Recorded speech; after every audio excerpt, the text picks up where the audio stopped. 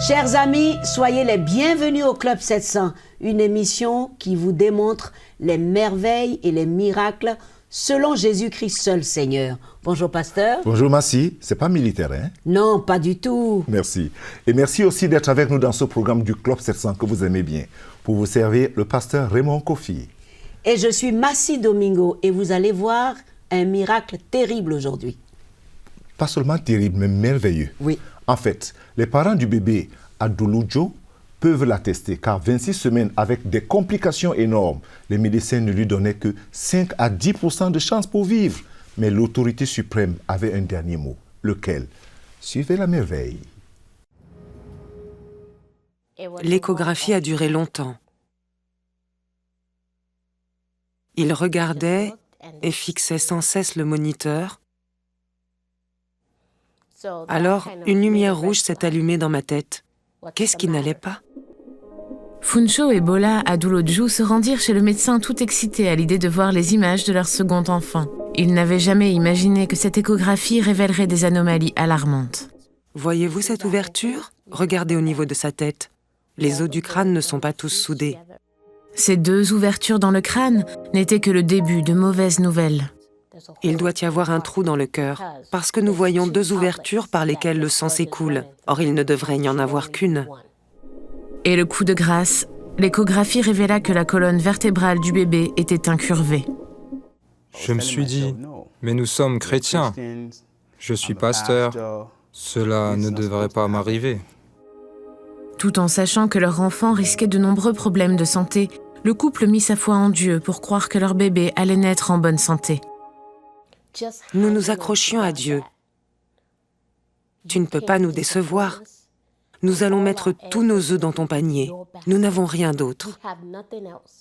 J'avais le choix. Et j'ai choisi de croire en Dieu. De croire que Dieu allait changer les choses pour sa gloire. Pour compliquer encore les choses, Miracle naquit 3 mois avant terme et ne pesait que 652 grammes. Une équipe de spécialistes se mit rapidement à l'œuvre pour lui sauver la vie. Je m'imaginais la main de Dieu à l'œuvre au milieu de tous ces médecins, pour les guider et veiller à tout. Elle était à peine plus grande qu'un billet d'$1. Elle était si petite que j'ai dit à mon mari, « Est-ce qu'elle respire ?» Il a répondu « oui ». J'ai dit « Est-ce qu'elle va bien ?» Et lui « Je ne sais pas, mais elle est vraiment minuscule. » Le pronostic de Miracle était peu réjouissant. Elle avait du mal à respirer, un trou dans le cœur, son crâne n'était pas soudé, ce qu'on appelle un encéphalocèle, et sa colonne vertébrale était incurvée. Outre les problèmes que cela causait à la colonne vertébrale, il est probable que ses chances de survie étaient, je dirais, d'un peu moins de 10%. Les jours devenant des semaines, les médecins expliquèrent que même si Miracle vivait, elle allait au-devant de sérieux problèmes de santé. Chaque jour, lorsque nous allions en consultation avec Miracle, il y avait un médecin qui nous disait « Je ne suis pas certain de ce qu'elle pourra faire. Je ne sais pas si elle pourra faire telle ou telle chose. » Ou « Je ne sais pas si elle pourra jamais se tenir droite. » Il pensait même qu'elle pourrait avoir un retard mental. Les Adouloudjo refusèrent de croire ce que leur racontaient les médecins. Je connais un autre médecin qui n'a jamais connu d'échec. Il s'appelle Jésus-Christ. Alors, lorsque les médecins venaient avec leurs rapports négatifs, nous ne disions rien. Nous les écoutions, mais au fond de nous, nous nous disions « Nous allons croire le rapport du Seigneur ». Je lui parlais, je disais « Chérie, je suis en train de me battre, et papa est en train de se battre. Mais toi aussi, tu dois te battre, parce que c'est un combat que nous pouvons gagner tous. Accroche-toi. Accroche-toi encore, et on y arrivera, on y arrivera. » Funcho et Bola continuèrent de prier pour Miracle chaque jour. Leurs amis et leurs familles en firent autant. Les gens à qui nous demandions de prier pour miracle, nous savions que c'était des gens de prière. Nous ne voulions pas de personnes qui allaient avoir pitié de nous et dire « Oh, ne vous inquiétez pas, Dieu vous donnera un autre enfant. » Nous savions que Dieu pouvait nous en donner un autre, mais nous voulions que celui-ci vive. Miracle prit du poids, gramme par gramme.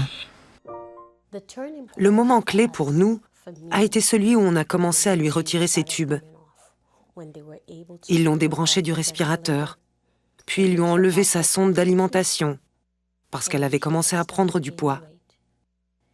Mais le jour le plus merveilleux, celui qui a vu le plus de remue-ménage dans la maison, c'est quand ils ont appelé pour nous dire « Vous pouvez apporter des vêtements à Miracle, elle pourra les porter maintenant. » 4 mois plus tard, Miracle rentra chez elle. Elle eut encore 2 opérations dans les mois qui suivirent, l'une pour boucher le trou dans son cœur et l'autre pour souder les os de son crâne. Quant à sa colonne vertébrale, elle se redressa toute seule.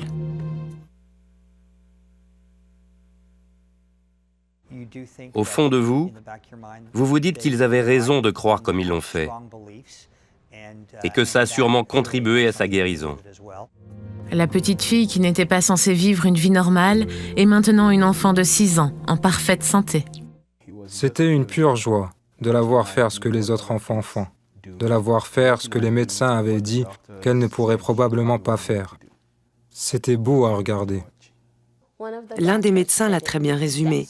Il a dit « Vous savez, son nom, Miracle, ça a vraiment fonctionné pour elle.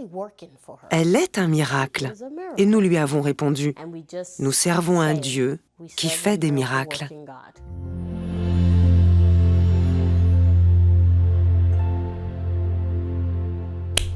Quand je vous dis que ce sauveur-là est réel, pardon, croyez-le, c'est le seul maître de la vie.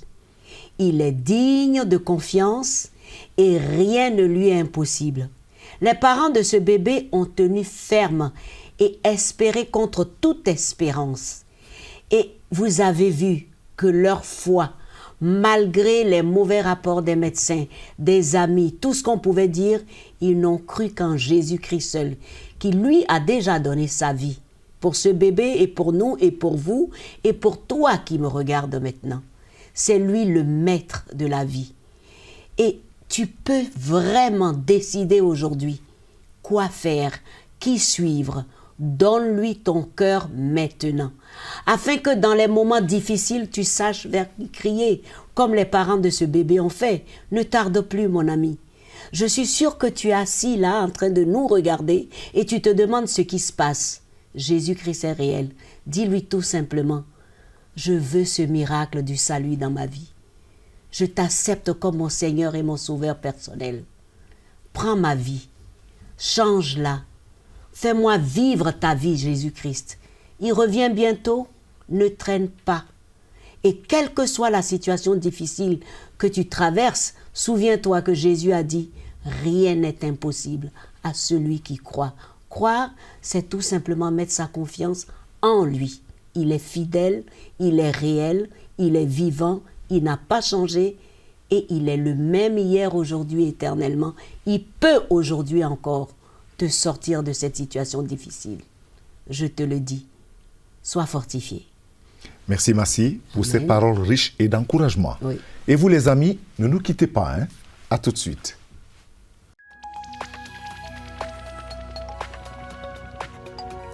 Si vous avez des questions spirituelles, des besoins de prière ou même si vous avez besoin de conseils, n'hésitez pas à nous contacter aujourd'hui à cette adresse ou au numéro suivant. Nos conseillers sont là pour vous aider. N'oubliez pas, nous sommes là pour vous.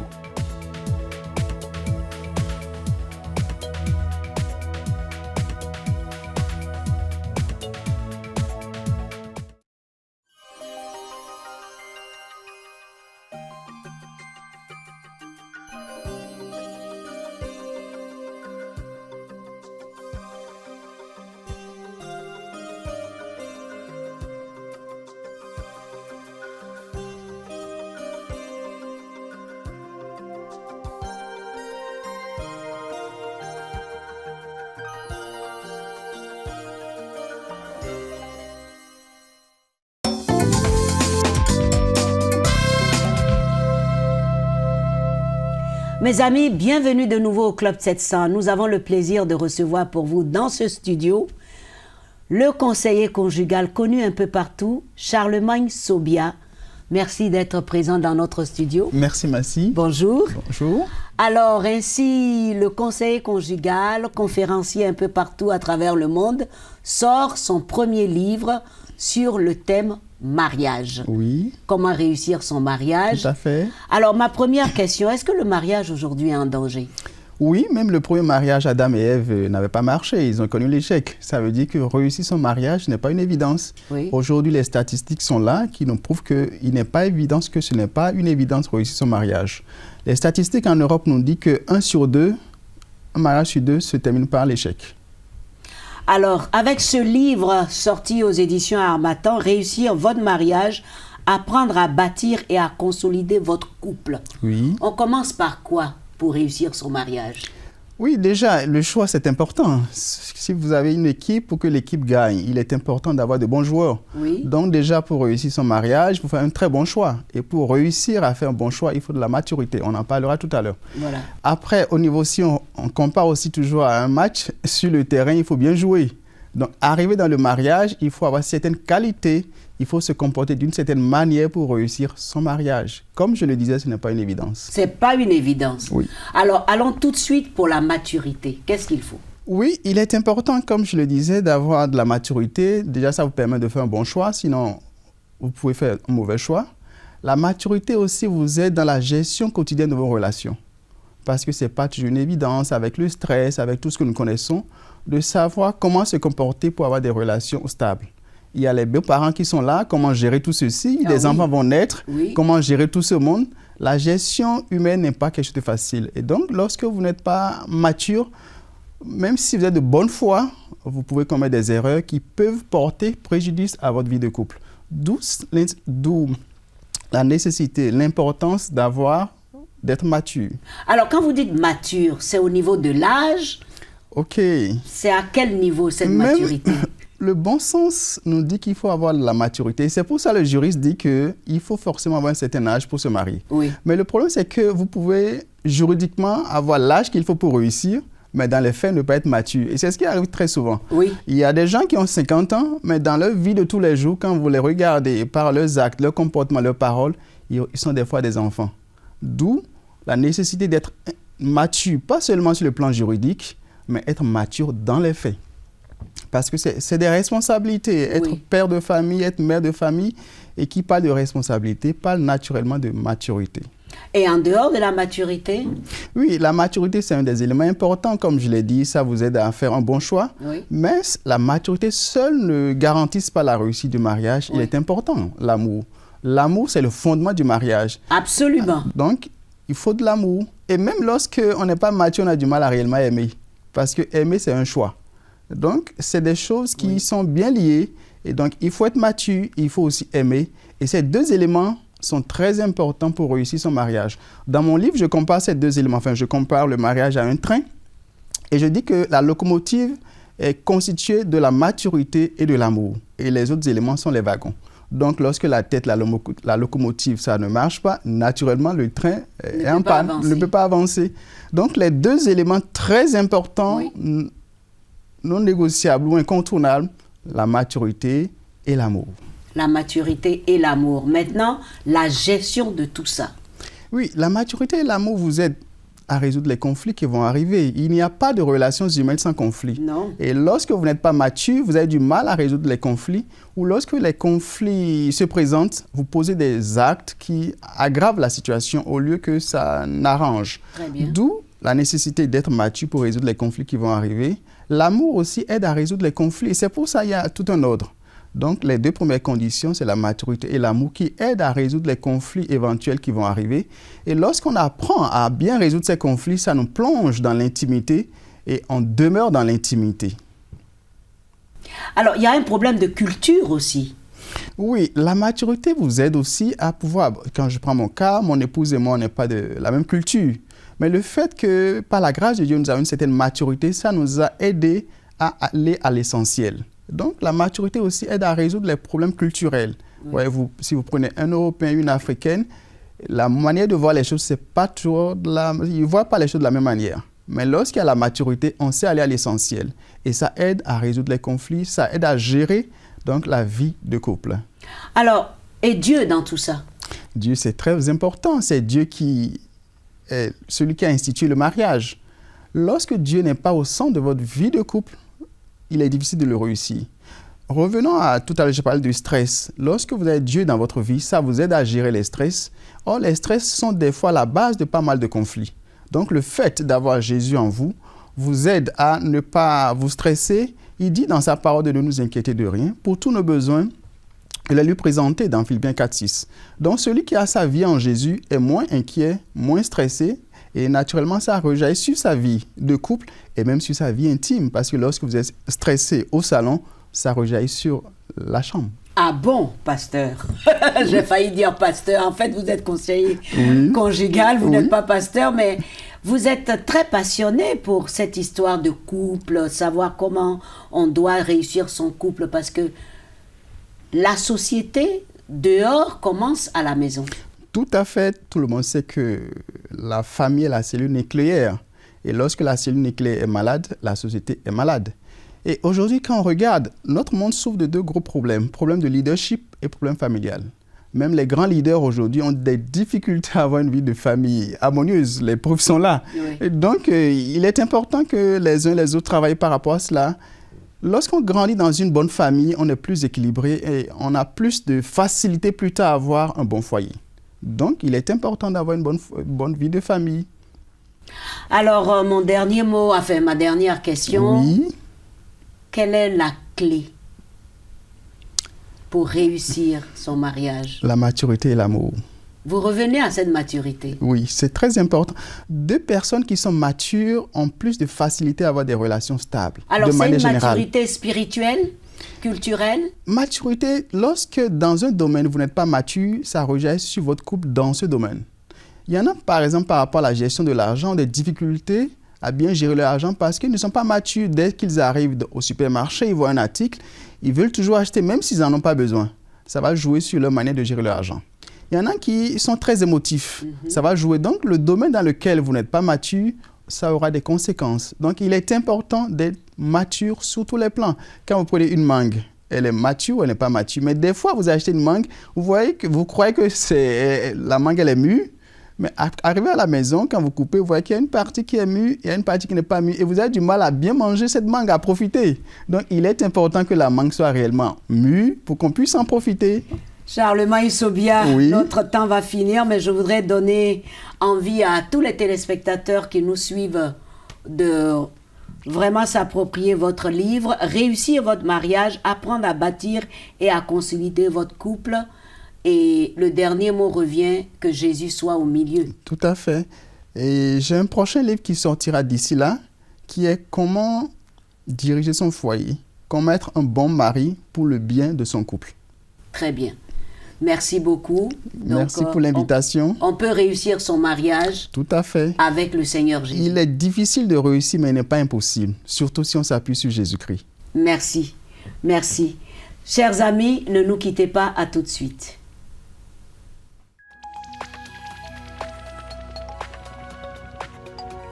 Si vous avez des questions spirituelles, des besoins de prière ou même si vous avez besoin de conseils, n'hésitez pas à nous contacter aujourd'hui à cette adresse ou au numéro suivant. Nos conseillers sont là pour vous aider. N'oubliez pas, nous sommes là pour vous.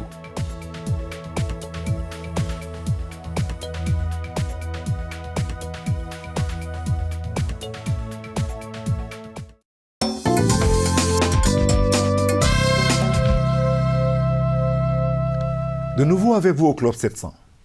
À certaine époque, une parole valait un homme. Elle était l'acte total, suprême, garanti par toute la vie. Il n'était pas nécessaire de signer, de timbrer ou de légaliser. La parole comptait entre amis et ennemis, plus sacrée qu'aucun sanctuaire.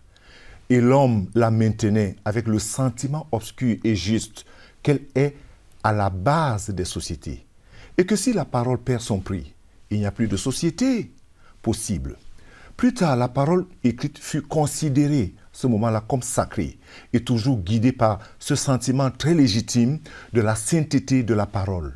Les foules regardaient toutes choses imprimées comme une parole d'évangile.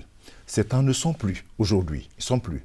Nous avons trop menti par la parole vivante. la plume et la presse. Nous avons dit et imprimé trop de choses légères, fausses même d'ailleurs, sciemment, défigurées, armées d'un outillage qui multiplie la pensée et la répand aux quatre coins du monde. C'est ce que nous avons fait avec une rapidité inconnue de nos pères à l'époque. Nous nous en sommes servis aujourd'hui surtout pour calomnier plus largement et faire polluer toute la terre, ce que nous vivons aujourd'hui. Nous avons traîné la parole dans toutes nos bouts. Nous l'avons dénaturée de ce qu'elle est, qu'elle ne vaut plus rien aujourd'hui. La confiance des foules dans la parole, autorisée et sûre, qui est une des plus lentes et des plus difficiles conquêtes de l'humanité, elle n'est plus. Nous l'avons perdue, comme une chose sans prix. Et quiconque maintenant élève la voix, on ne lui demande plus « Qui es-tu » mais « À quoi veux-tu en venir » Quelle partie sers-tu? Quel intérêt te guide? Si jamais une époque a besoin de réhabiliter la parole humaine, c'est la nôtre, toi et moi. Que valons-nous sans elle? En fait, lorsqu'on parle de la parole, on parle de la vérité de l'amour. C'est le besoin de notre monde aujourd'hui. Et le seul qui puisse de nos jours restaurer dans les cœurs des hommes cette vertu, c'est celui qui est la vérité lui-même. Qui est cette personne? C'est le Seigneur Jésus. C'est lui la vérité. Dieu dit, Seigneur, tu connais ma vie, tu connais mon cœur. Tu sais combien je mens et combien je me mens moi-même. Je te demande de me pardonner, Seigneur. Je veux être un homme, une femme, un jeune de parole. Viens dans ma vie, Seigneur, et change ma vie. Change ma vie, Seigneur. Je te reçois comme mon Seigneur et mon Sauveur personnel. Amen. Que Dieu te bénisse. Merci d'avoir prié avec moi et de faire confiance au Seigneur et qu'il te restaure. Sois béni. Amen. Amen, pasteur. Merci. La merci. parole de vie. Ouais.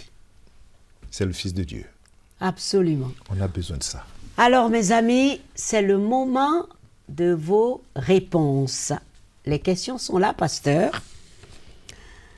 J'aime une fille et elle m'aime aussi, mais nos religions sont différentes. Et cela fait obstacle. J'ai vraiment besoin de conseils. Ah oui, c'est une question de religion d'abord ou bien c'est une question d'amour? C'est ça la question. Les deux. Bon, les deux. Ils s'aiment, mais ils sont de religions différentes, donc automatiquement, Il y a une compatibilité de religion. il y a problème au niveau de la famille, comme d'habitude. Il y a d'abord une compatibilité au niveau de la religion. Parce que qui dit religion dit qu'on se tient sur certaines règles, sur certains principes que ma religion n'aime pas. Ensuite, les familles ne vont pas s'entendre parce que la religion fait bloc ou bien Oui. fait obstacle. Oui. Alors, que faire? C'est ça la question que la personne pose. Qu'est-ce que Dieu veut? Je crois que la personne doit se poser la question, qu'est-ce que le Seigneur veut? C'est tout. Qu'est-ce que Dieu veut? Parce qu'elle a placé, nous plaçons souvent la religion ou la famille devant. Mais qu'est-ce que Dieu, lui, il veut? Que la personne se tourne vers le Seigneur. Seigneur, quelle est ta volonté ici? Parce que Dieu est capable de tout. Oui. De changer les cœurs, comme nous l'avons dit, Oui. et de changer des pensées. C'est tout. Merci. Alors, pensez-vous que Dieu puisse pardonner un péché commis volontairement par quelqu'un alors que ce dernier sait très bien que son péché est punissable aux yeux de Dieu? Tout péché est punissable aux yeux de Dieu. Oui. Que la personne le sache. Tout péché. Qu'on ait commis le péché consciemment ou inconsciemment, ce que Dieu veut, c'est la sincérité. Est-ce que je suis sincère en le confessant? Si je suis sincère, Dieu me pardonne. Alors, si une personne, même si elle a commis son péché consciemment, comme on dit, péché punissable, parce que tout péché est punissable, et que la personne revient vers le Seigneur Oui. et confesse sincèrement son péché, Dieu lui pardonne ses péchés. C'est ça. Dieu est un Dieu d'amour. Et les C'est hommes important. doivent suivre parce que la difficulté, c'est que Dieu a pardonné, les hommes n'ont pas pardonné eux. Oui, c'est vrai que les hommes ont souvent la difficulté de pardonner. Mais lorsque je suis sûr que Dieu m'a pardonné, j'entre dans ma paix, j'entre dans mon repos. Et on ne s'occupe pas des autres. Non, on ne s'occupe pas des autres. On compte sur le Seigneur pour les amener aussi à m'accepter. Dieu fait-il encore vraiment des miracles dans la vie des hommes comme vous le laissez croire dans vos émissions? Si oui, pourquoi pas moi? Qu'est-ce qu'ils ont de spécial, ceux à qui Dieu fait des miracles? Je voudrais m'adresser directement à la personne qu'elle attend de son miracle. Très bien. Il faut que la personne attende son miracle. Je le dis dans le nom du Seigneur. Tu es découragé, tu es abattu, tu te dis qu'est-ce que d'autres ont de spécial que tu n'as pas. Aucun de nous n'a rien de spécial. C'est seulement la grâce de Dieu, source de salut, qui a été manifestée. Attends ton miracle et que Dieu te bénisse. Et tous ceux-là qui nous suivent, attendez votre miracle. Oui. Parce que Dieu fait encore des miracles aujourd'hui. Dieu fait encore des miracles. Tout à fait, ma sœur. On le montre, ce n'est pas des fables. Non. On n'invente pas. Non. Dieu fait des miracles. Il est vivant.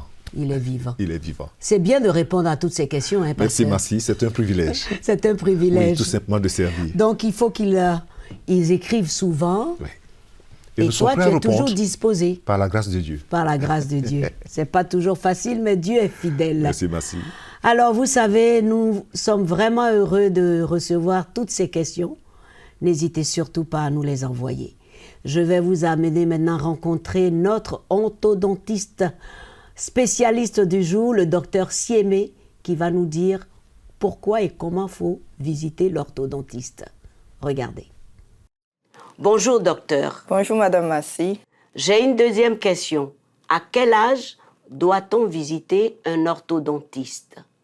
À partir de 7 ans, on recommande une visite chez l'orthodontiste parce que c'est l'âge où les dents permanentes commencent à apparaître et on peut déjà détecter des malformations un peu à cet âge. Et les grandes personnes? Et pour l'adulte, le traitement est plus courant chez l'adolescent et aussi on peut être des adultes avec les appareils dentaires pour se traiter quand on n'a pas pu le faire plus tôt. Donc l'âge pour le traitement orthodontique peut être de 7 à 77 ans. Pourvu qu'il y ait de l'os bien formé dans la mâchoire, tant qu'il y a des os en santé, on peut bouger les dents, peu importe l'âge. C'est très important donc le rôle d'un orthodontiste dans la vie d'un patient. Oui, pour ceux qui ont des problèmes de malocclusion ou malformation dentaire, c'est nécessaire pour aligner et leur donner un bon sourire, fonction, mastication, déglution, toute l'harmonie nécessaire pour le bon fonctionnement des dents. Non seulement esthétique, mais plus aussi fonction. Merci, docteur. Merci à vous. Voilà, on connaît le dentiste, mais pas l'orthodontiste qui joue un rôle très important. Et vous venez d'écouter le docteur Siémé, une formidable dame qui connaît son travail. Voilà, pasteur, j'espère que... On prend note. On prend note. Oui. Très bien. L'émission est terminée, mes amis. Nous vous demandons de continuer à nous suivre. L'adresse est sur notre petit écran. Vous pouvez aller sur notre site leclub700.tv. Visitez-nous sur Facebook. Envoyez vos questions. Regardez le mot du pasteur, le clin d'œil de Massi. Et surtout, n'oubliez pas que Jésus vous aime. Au revoir, pasteur. Au revoir, Massi. À très bientôt.